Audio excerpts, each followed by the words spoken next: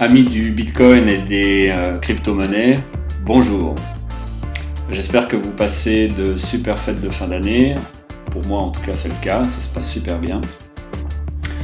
J'espère que vos affaires vont bon train. Alors, sur cette vidéo d'aujourd'hui, on va répondre à un commentaire qui est très pratique. Merci Airflow Mike. Ça nous donne des idées aussi sur le contenu des vidéos. Ça permet effectivement, en faisant une, de rendre service à plein d'autres personnes. Donc si vous avez des commentaires comme celui-ci qui comprennent relativement plein de questions, plutôt que de les frapper et puis qu'elles passent peut-être inaperçues dans une liste de commentaires, on va faire généralement une vidéo qui va reprendre ces points plus ou moins en détail, et puis comme ça rendra service à tout le monde. Surtout que si je lis bien dans l'ensemble des questions qui sont posées là, c'était déjà des contenus de vidéos qu'on avait envie de faire, donc on va en profiter et puis essayer d'y répondre le mieux possible. Je profite de vous dire que si vous êtes nouveau, pensez à vous abonner à la chaîne, elle est pas mal, il y a du contenu.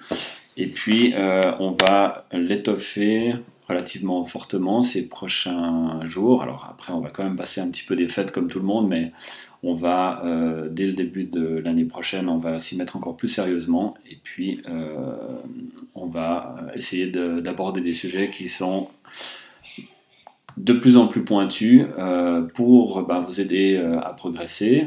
Un petit peu nous en même temps, parce que c'est clair qu'on se documente pas mal pour créer des contenus sur cette chaîne, donc ça permet à tout le monde d'évoluer un petit peu à la bonne vitesse. Voilà. Alors ok, on va regarder un petit peu les points les uns après les autres. Donc quand vous vendez une crypto sur Bittrex, par exemple l'Ethereum, est-ce converti en USD ou en euros sur votre compte Bittrex? Alors voilà, ça c'est une bonne question. On va se rendre sur Bittrex. Que vous connaissez peut-être déjà pour certains. Il y a plein de plateformes comme celle-ci. Moi personnellement je l'aime bien, je sais qu'Anthony aussi, c'est un peu notre plateforme de prédilection. Donc si on va par exemple dans on va aller dans le marché. Alors ici en fait on voit les différents marchés, il faut un petit peu le comprendre comme ça. Donc par exemple on peut aller dans le marché du Bitcoin et puis essayer de vendre ces Ethereum. Donc ici, on irait de cette manière. On va pouvoir revendre en fait des Ethereum contre des Bitcoins. Alors pour ça, effectivement, une fois qu'on a transféré ces Ethereum sur son porte-monnaie d'Ethereum de la plateforme, on va être amené ici à avoir un certain montant d'Ethereum, disons 3 Ethereum, et on va pouvoir les vendre contre des bitcoins. Alors on va demander justement un prix, donc ça peut être en se servant des prix qui sont là justement. Donc on va pouvoir déterminer un prix. Dans la suite des questions, en fait, j'étais en même temps en train de réfléchir, c'est qu'il pose la question justement de savoir est-ce qu'on peut nous donner un prix spécifique et puis attendre que ça se vende tout seul. Alors ça, bien évidemment, c'est une technique qui est beaucoup utilisée.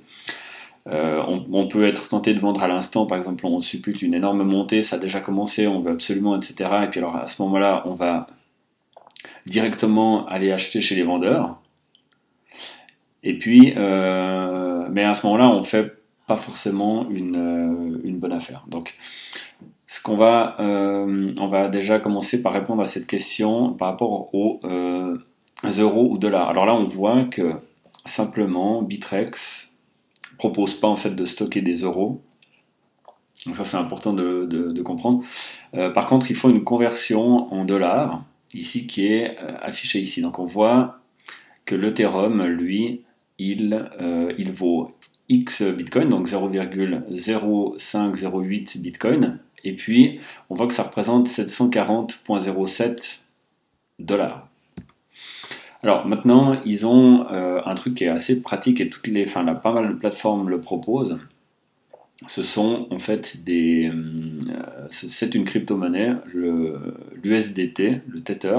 Donc on peut voir que ici, on peut accéder à un market complet en USDT. Voilà. Alors l'USDT, donc le Tether, qui est une crypto, le but de cette crypto, c'est de rester dans la mesure du possible, d'essayer de coller au dollar, en tout cas de rester à une valeur de 1 dollar.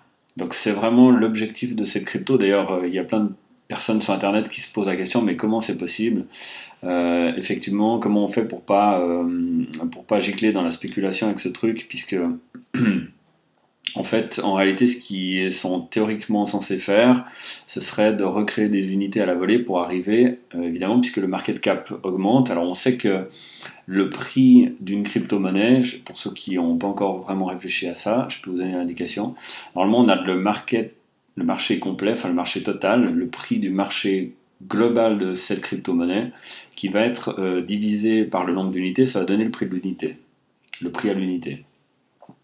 Pour le Tether, c'est très spécial puisqu'en fait le market cap va augmenter et en fait le prix va rester à 1 dollar, plus ou moins, donc il évolue un petit peu, mais disons qu'il se donne un mal de chien pour que ça reste à 1. Alors ce qui fait que c'est une crypto-monnaie qui est vraiment super pratique pour aller s'y réfugier. Par exemple, si on n'ose pas tellement trader des paires, on va plutôt par exemple se dire ah ok, je pressens, j'ai eu l'info, ou par tout un tas d'outils, par exemple comme ici, tout un tas d'outils euh, avec des blindés d'indicateurs.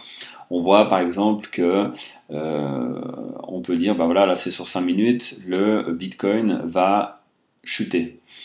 Alors qu'est-ce qu'on va se dire? Ok, bon, alors mon indicateur me dit qu'il va chuter ici, il commence à chuter, alors je vais me réfugier dans le Tether. Donc on voit ici le Tether.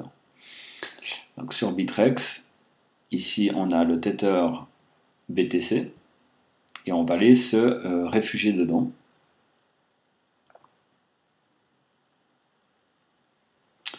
Voilà. Donc là on voit Bitcoin, USDT, et on va revendre ces Bitcoins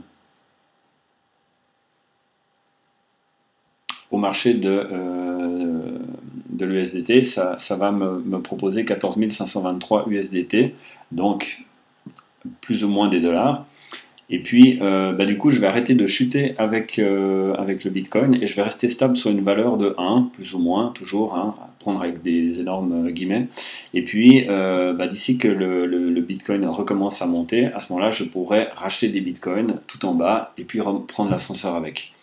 Donc, pour dire, j'ai fait une énorme parenthèse pour dire que simplement, on n'a pas de dollars ou d'euros en fait dans Bitrex. C'est un échangeur qui permet d'échanger des crypto-monnaies et il va nous proposer en fait une crypto-monnaie alternative qui est relativement proche du comportement du dollar, qui va nous permettre un petit peu de l'utiliser de cette même manière. On peut s'envoyer aussi, comme c'est une crypto-monnaie en fait, des tethers de Bitrex jusqu'à un autre échangeur. On peut les envoyer par exemple sur Kraken aussi, qui permet après de les renvoyer vers une banque. Et donc on peut se les échanger en fait entre plusieurs plateformes, c'est Tether, c'est USDT. Mais on n'a pas effectivement de dollars ou d'euros en fait dans ces échangeurs. Alors ce qu'on va faire, c'est que à ce moment-là, si vous avez des bitcoins, vous allez par exemple les revendre en Ethereum ou en Litecoin, peu importe, et puis les envoyer par exemple sur une plateforme comme Bitpanda dont on a déjà parlé. Alors il y en a plein d'autres aussi de ces plateformes, moi je l'aime bien celle-là, j'ai assez confiance dedans, je l'utilise tout le temps, elle marche vraiment, c'est formidable. Donc ici on voit qu'on a plusieurs devises et notamment l'Ethereum. Donc pour répondre à cette question, le plus simple en fait c'est d'envoyer les Ethereum sur le porte-monnaie Ethereum de la plateforme Bitpanda. Ok, donc on va saisir sa propre adresse évidemment. Bon, si vous voulez m'envoyer des Ethereum, c'est très volontiers. Et puis j'apprécierais beaucoup, mais disons que vous allez mettre votre adresse Ethereum, vous allez faire parvenir vos Ethers ici sur le wallet Ethereum de la plateforme Bitpanda, et ensuite vous allez les vendre. Ok, alors pour vous montrer où je suis exactement, je mets My Account et je vais dans mon porte-monnaie Ethereum. Ici, donc, je vais saisir dans l'autre plateforme le porte-monnaie Ethereum. Je vais recevoir mes Ethers ici en quelques minutes. Hein. C'est vraiment, vraiment pas mal l'Ethereum pour les envois. Moi, je préfère encore le Litecoin qui coûte encore un petit peu moins cher, mais l'Ethereum va très bien. Et ensuite, on va se retrouver crédité au bout de quelques minutes. Les Ethereum ici, disons que voilà, 3 Ethers. Et puis après, on va les vendre. Donc ici, je vais mettre, donc c'est toujours les Ethers, banque transfert. Ici, on a le prix de l'Ethereum actuellement au cours du marché. Et puis, bah, disons qu'on a 3 Ethers. Disons qu'on les a ici. Bah là, j'en ai pas, donc, mais disons qu'on en a 3 ou 4. Il suffit simplement de mettre Sell All. Il va automatiquement reporter le prix, mais vous pouvez décider d'en vendre par exemple 2 sur 3. Ici, on voit combien ça va faire en euros. Et après, on va passer à l'étape suivante. Banque transfert, on valide. Étape suivante. Et là, le nom de la banque, le nom de la personne, l'IBAN. Et puis, on termine le transfert. Et ça part sur son compte bancaire. Voilà. Ça, c'est la méthode vraiment la plus simple. Donc, évidemment, si vous avez des Ethers, n'allez pas forcément les échanger ou quoi que ce soit sur un site comme Bitrex.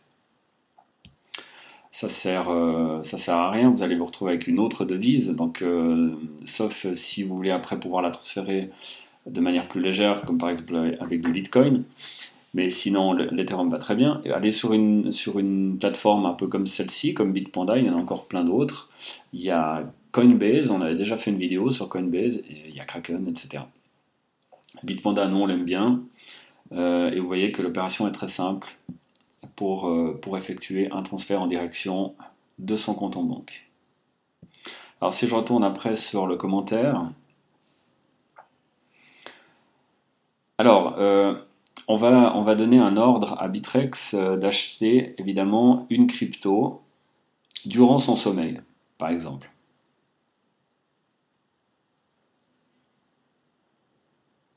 Alors ok, par exemple, je vais aller dans le marché du Bitcoin, disons que j'ai des Bitcoins, ce qui est le cas. Je vais m'acheter par exemple du Ripple. Voilà, XRP.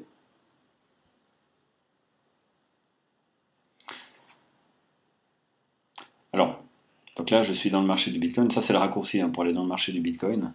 Il n'y a pas le raccourci pour l'Ethereum ou pour le Tether. Donc pour aller dans les différents marchés, il faut revenir ici dans le panneau central.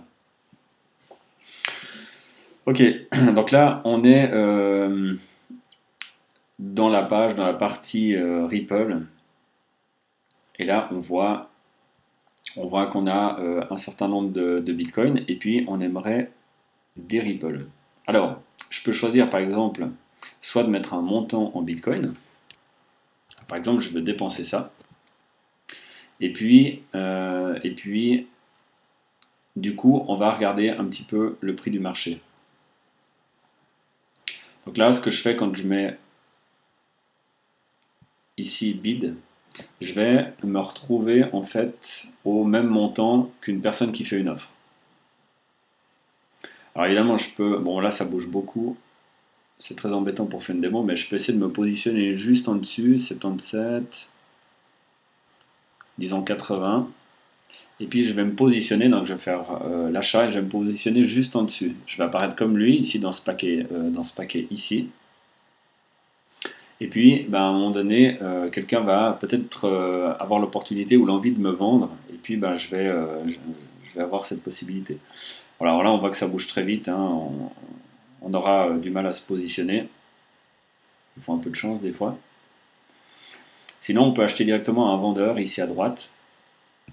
Et à ce moment-là, il faut regarder le nombre, hein, évidemment, parce que là, on voit que ça fait 417. Alors 417, par exemple, ici, j'arrive pas à tous les acheter. Donc je vais pouvoir en acheter 344. Si je me positionne ici, alors vous pouvez directement cliquer, paf, ça met le prix ici. Et ah ben là, il y en a 400, 440. Paf, je pourrais les acheter, je ferai Buy Ripple et j'achète directement ceux qui se trouvent ici. Voilà, si maintenant, par exemple, on se dit, ah mais évidemment, j'ai envie que ça achète pendant que je dors, comme pour répondre à la question, on va donc, le but c'est d'acheter moins cher. Donc disons qu'on regarde les graphiques, on voit que le Ripple est en train de descendre, mais on se dit, ah mais je veux pas attendre, alors je veux actionner un prix. Alors par exemple, j'ai envie d'acheter, je sais pas, X% moins cher sur une des pages suivantes, ici à 11 000, disons 11 500, disons 11 000 Satoshi. Alors je vais mettre 11 000 Satoshi. Voilà, 11 000 Satoshi. Et j'essaie juste de regarder. Ok, donc je vais acheter par exemple, je vais mettre un peu moins, de toute façon on s'en fiche. Voilà, c'est bien. Et je vais envoyer mon ordre, confirmer. Donc là on voit ici que l'ordre a été placé. Il était placé à 11 000. Alors on peut voir ici que j'ai un ordre qui est ouvert à 11 000 d'achat. C'est-à-dire que dès que le prix va atteindre ce montant-là, alors ça bouge fort. C'est l'émeute hein, aujourd'hui sur le Ripple. Enfin, ça fait déjà quelques jours qu'il monte comme un fou. Je crois que c'est depuis l'annonce que Coinbase l'a accepté. Alors là, tout le monde en veut. Tout le monde en achète. Waouh! Alors ici, j'ai mon ordre pour revenir à nos moutons. Pas trop s'égarer. Ici, j'ai mon ordre d'achat qui est latent à 11 000 Satoshi. Donc, je peux aller dormir. Tout va bien. Et dès que le prix redescend à ce montant-là, il va faire l'achat. Simplement. Voilà. Donc ça, c'était pour répondre à la question. Alors évidemment, par exemple, je veux changer mon prix. Je vais le killer ici. Et disons que je dis, ah, il monte trop, machin, j'arriverai jamais à 11 000 Satoshi, c'est fini, il risque pas de redescendre à ce prix-là avant un long moment. Et ben, je vais changer mon prix. Ici, je vais peut-être me dire, ah, je vais en acheter plus, etc. Et je vais remettre un ordre et il va se remettre là-dedans. Voilà. Ok. Donc là, je n'ai pas d'ordre ouvert. Tout va bien.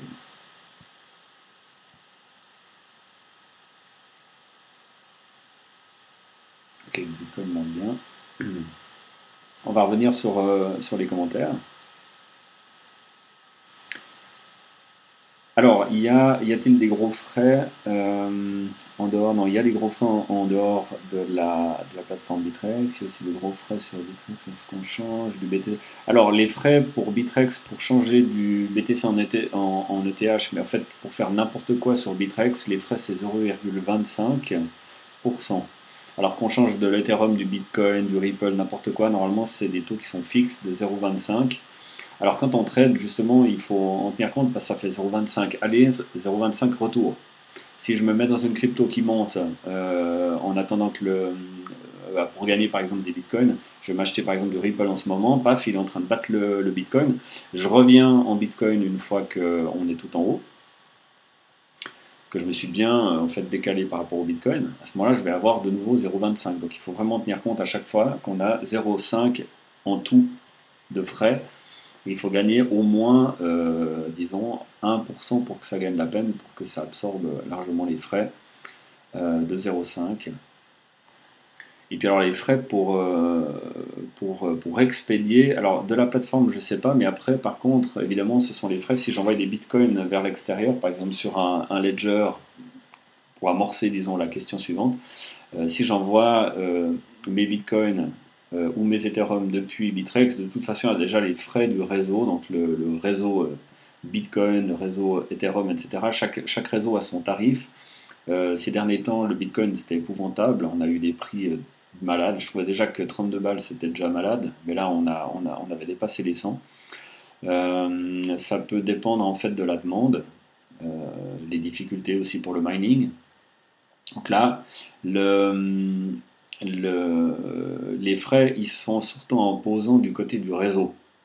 Du côté des plateformes, ça peut encore jouer, mais je ne vais pas me positionner sur un prix chez Bitrex. Je suis tout simplement pas allé regarder, donc j'espère que ça va pas évoluer trop vers le haut. Donc ça, on en reparlera peut-être lors d'une prochaine vidéo, mais le plus navrant, ce sont toujours les frais du réseau de la crypto-monnaie qui sont souvent importants, des fois très, très minimes sur des cryptos qui sont très légères comme le Ripple et tout ça, qui vont bien pour se les envoyer parmi.